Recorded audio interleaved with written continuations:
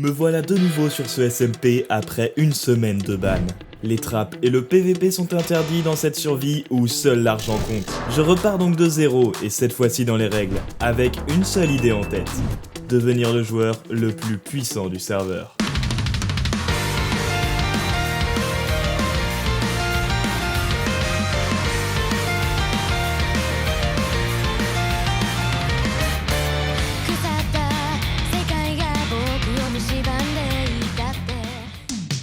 La plupart des joueurs sont très bien stuff ici, il faut que je rattrape mon retard et que je réfléchisse à un plan pour arriver à mes fins. Bon, le temps est la ressource la plus précieuse que je possède. J'ai une semaine avant de reprendre le taf. Nous sommes lundi soir, donc il faut tout optimiser. D'abord les claims. Dans ce SMP, plus on joue, plus on a de claims disponibles. Alors, je suis un humain, j'ai besoin de dormir, donc je vais simplement AFK la nuit pour farmer les claims. Ensuite, le serveur n'a pas de PVP. L'économie est donc extrêmement importante. Mais j'ai déjà un train de retard. Tous les joueurs ont déjà des villageois, des fermes à fer, à trident et même des fermes à raid. Le prix du diamant est donc extrêmement bas, 3 diamants pour un totem d'immortalité. J'arrive donc sur un marché avec énormément de concurrence, beaucoup d'offres et très peu de demandes. Mais je vais pas me décourager.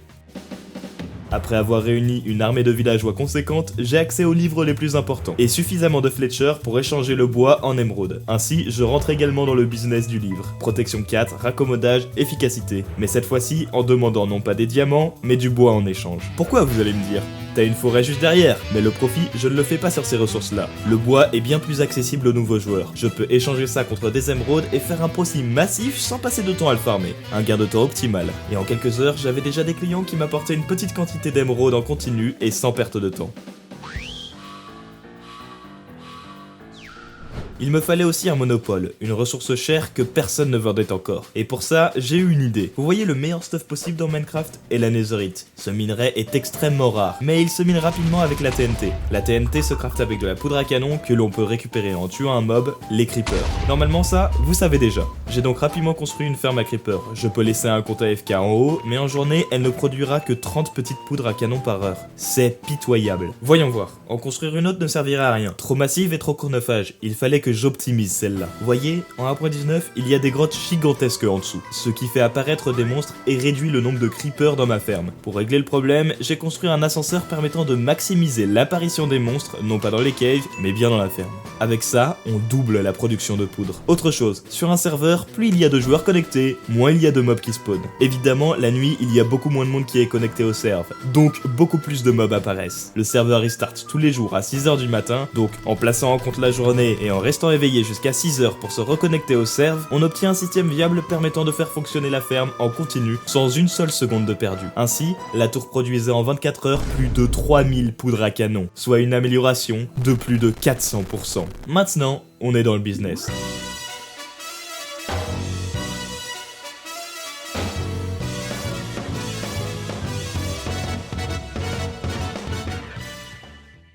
Avec 3000 poudres à canon, je peux maintenant crafter 10 stacks de TNT par jour, et il est maintenant temps de les vendre. Cependant, il faut écouler les stocks doucement, pour ne pas faire chuter le prix. Et qui pourrait en acheter autant ? Les joueurs stuff n'en ont pas besoin, et les nouveaux n'ont pas de quoi se les acheter, vous allez me dire. En plus, je ne vais pas les vendre contre du bois, ça serait ridicule. Ah, je vais les échanger contre leur temps. Comment ?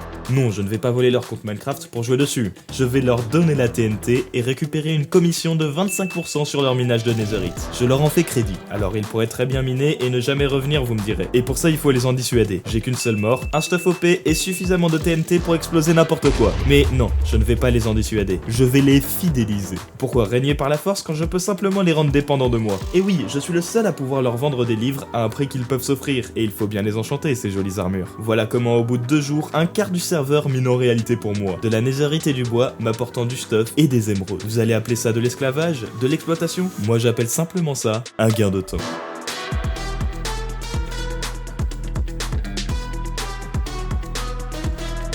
Car pendant qu'il m'apporte de la netherite et des émeraudes en continu, je peux mettre en place la phase 2 du plan. Bon, après tout ce manège, j'ai réussi à obtenir tout le stuff possible enchanté au maximum. J'ai également beaucoup d'influence auprès des nouveaux joueurs, et des alliés sur qui compter, ayant partagé mes nuits blanches. Mais vous allez me dire, qu'est-ce que t'as fait pendant tout ce temps ? Bon, sur un SMP, il y a toujours des conflits, des rivalités. Ce genre de choses peut se régler en PVP normalement. Et à vrai dire, les seules interactions sur le serveur sont des échanges. Alors qu'est-ce que j'ai fait ? J'ai créé un moyen de résoudre ces conflits. J'ai fabriqué un parc d'attractions.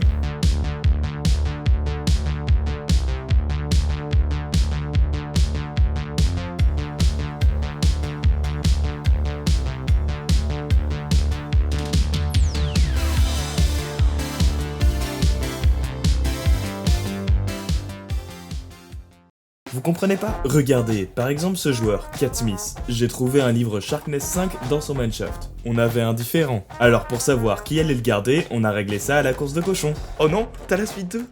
T'as la suite 2? Non! Quelle catastrophe!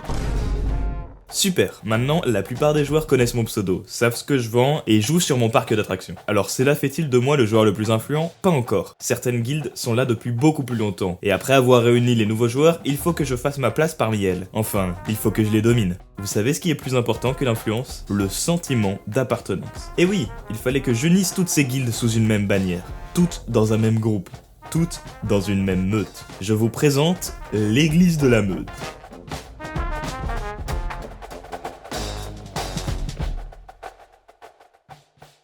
La meute est une philosophie basée sur l'entraide, et dans laquelle tous les conflits doivent être réglés via le parc d'attractions. Les différentes grosses équipes peuvent rejoindre la cause sans quitter leur guilde. Cela les unit autour de moi et me classe de ce fait au-dessus d'elles. Alors après avoir écrit la genèse et les principes de la meute, il était maintenant temps de mettre le plan à exécution. Celui que j'avais en tête depuis le jour 1. J'ai donc créé des invitations pour convier tout le monde à un tournoi le samedi à 14h. Le joueur qui finirait premier aux 2 épreuves remportera le grand prix. Le jour J, une fois tous les joueurs réunis, je les ai enfermés dans l'église grâce au système de claim et forcés à écouter la messe avant de participer. Je vais distribuer à présentement la genèse de la meute.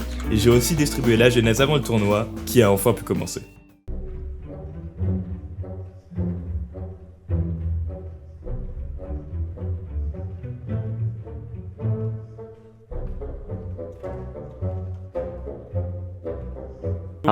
Oui. 3, 2, 1... C'est parti, let's go! Oh.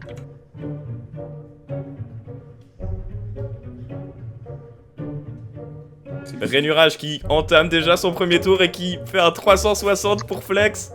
Premier tour pour Rainurage, suivi de près par André. André qui enchaîne les drifts à la vitesse de la lumière. Pour l'instant c'est violet et bleu. Et Super Dermite qui enchaîne également 3ème en orange. Incroyable. Alors que Oldorak commence à prendre contrôle. Effectivement il a pas eu le temps de tester la course au préalable.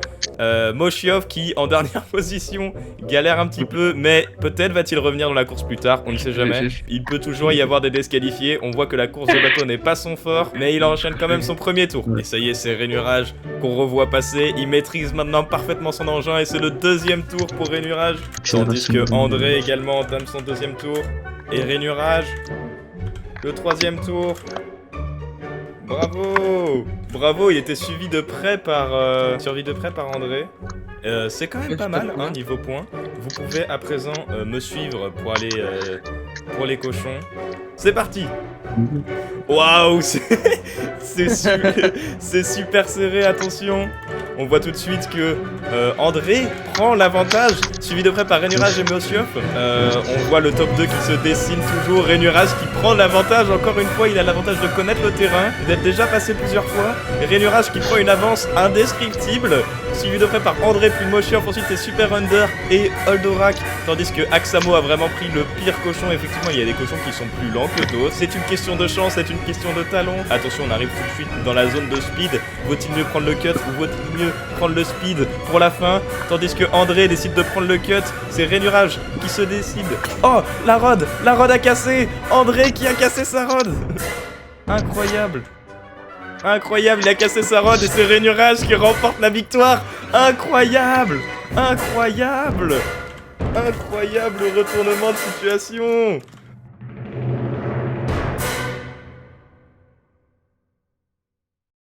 S'en est suivi une remise du fameux prix. Or, pour recevoir la récompense et les lots de consolation, il fallait prêter allégeance et rejoindre la meute. Il n'a pas fallu attendre longtemps pour que des guildes me considèrent comme leur ennemi, notamment celle de André.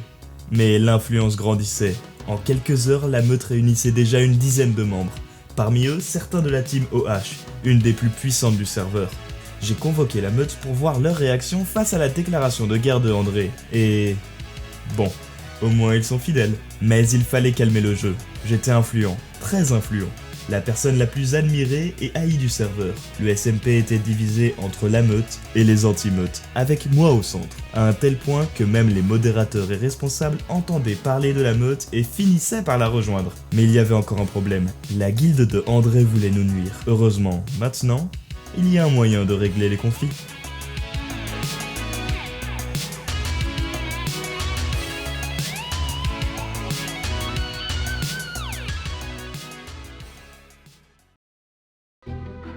Mais Yen, je sais votre enthousiasme. L'heure du combat n'est pas venue. Mais dans le cas où un affrontement se présenterait, nous sommes prêts.